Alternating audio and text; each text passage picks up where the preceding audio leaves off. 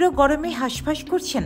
আমাদের দেশের তাপিয়ে যখন সহ্য হচ্ছে না, তখন ভাবুন তো, যদি এমন কোনো জায়গা থাকতে হয় যেখানকার তাপমাত্রা 56 ডিগ্রি সেলসিয়াস ছাড়িয়ে গেছে। চলুন জেনে নেই পৃথিবীর সবচেয়ে উষ্ণতম শুষ্ক এবং রহস্যময় মরুভূমির গল্প, ডেথ ভ্যালির অজানা দিকগুলো সম্পর্কে। আমরা যখন ঘরের ভেতর এসি চালিয়ে ঠান্ডা খুঁজি, তখন ক্যালিফোর্নিয়ার নেভাদা সীমান্তে অবস্থিত ডেথ ভ্যালিতে দিনের পর দিন গরমে জীবন কাটাচ্ছেন কিছু মানুষ। এই ডেথ ভ্যালি পৃথিবীর সবচেয়ে উষ্ণ জায়গা, যেখানে তাপমাত্রা প্রায় 50 ডিগ্রি সেলসিয়াস ছাড়িয়ে যায়। 1849 সালের শীতে একটি বসতির দল এখানে এসে এতটাই বিপদের মুখে পড়ে যে এক পর্যায়ে তারা ভাবেন এখানেই হয়তো তাদের কবর হবে। এই দল থেকে কেউ একবার বলেছিল বিদায় ডেথ ভ্যালি।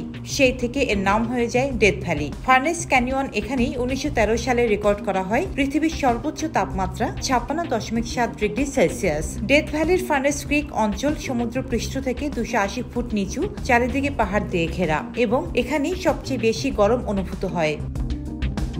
এই মৃত্যুপুরীতে এমন এক পাথর রয়েছে যা একা একা চলাফেরা করতে পারে। কয়েকশো কেজির পাথর নিজের মতো করে জায়গা বদলায়। এদের বলা হয় ওয়াকিং স্টোনস বা স্লাইডিং রক। ডেথ ভ্যালির মানুষদের অনেকেই এয়ার কন্ডিশন ব্যবহারে নির্ভরশীল, কিন্তু তীব্র গরমে সবাই একসাথে এসি চালালে বিদ্যুৎ সংকট দেখা দেয়। এখানে থাকা একজন কর্মকর্তা বলেছেন, প্রথম গ্রীষ্মটা তার জন্য ছিল বিভীষিকা। শীতকালে তাপমাত্রা অনেকটাই কমে যায়, এমনকি হিমাঙ্কে নিচেও নেমে আসে। দিনের বেলায় দেখা যায় শুধু লিজার্ড, বাকি প্রাণীরা সবাই গর্তে লুকিয়ে থাকে। আর সন্ধ্যার পর নেমে আসে নেকড়ে, শিয়াল, বাদর আর ইঁদুরদের রাজত্ব।